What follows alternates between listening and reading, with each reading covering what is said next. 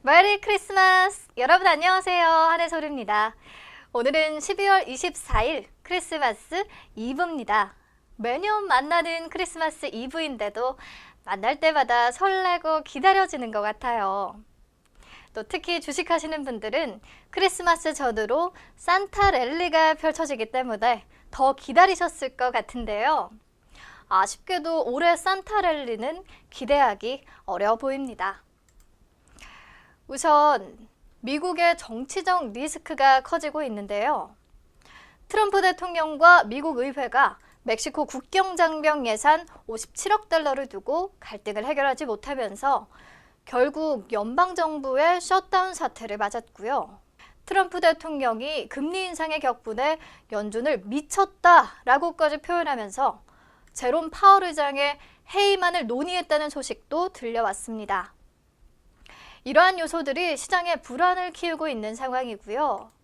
다만 중국 정부는 21일 끝난 중국 경제공작회의에서 내수시장과 대외 개방을 확대하고 또 민생 보장을 강화하는 등 경기 부양 의지를 보여줬죠. 하지만 시장에 큰 호재로 작용하지는 못하고 있는 모습입니다. 오늘 우리 시장 양지수 모두 약보합권에서 움직이고 있는데요.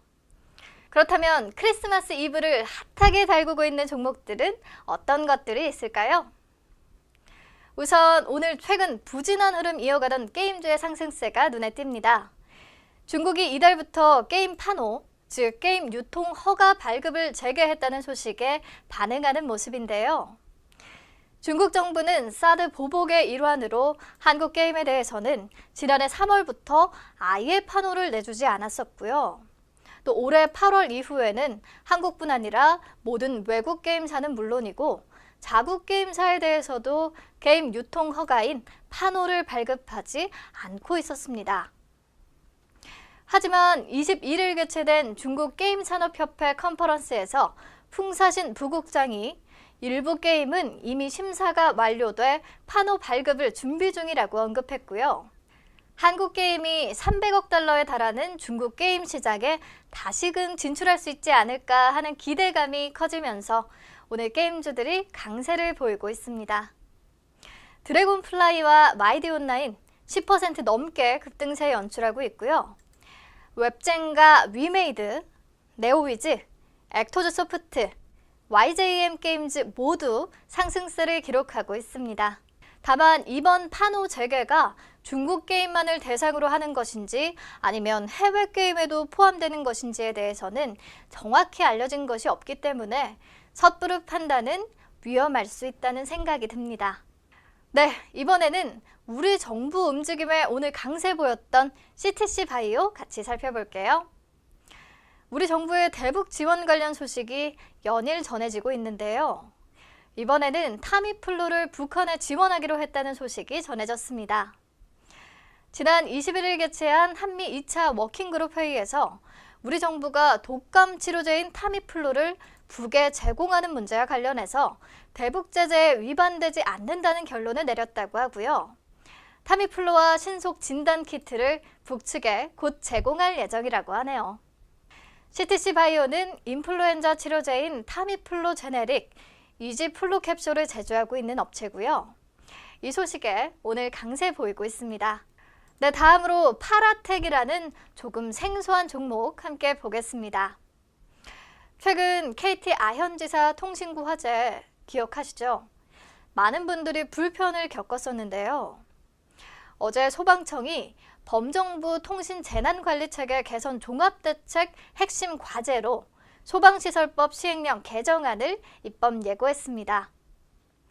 정부는 통신재난대책 논의 과정에서 500m 이하 지하 통신구 안전대책과 관련해 스프링클러 설치를 사업자 자율이 아닌 법령에 근거해 의무화하기로 방침을 확정했고요.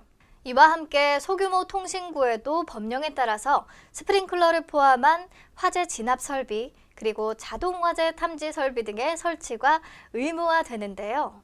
파라텍은 소방기구의 제조와 도매, 그리고 소방설비 시공에 주력하고 있는 업체고요. 이렇게 통신구와 전력구에 대한 스프링클러 설치 의무화 소식에 장 초반부터 강세를 보이고 있습니다.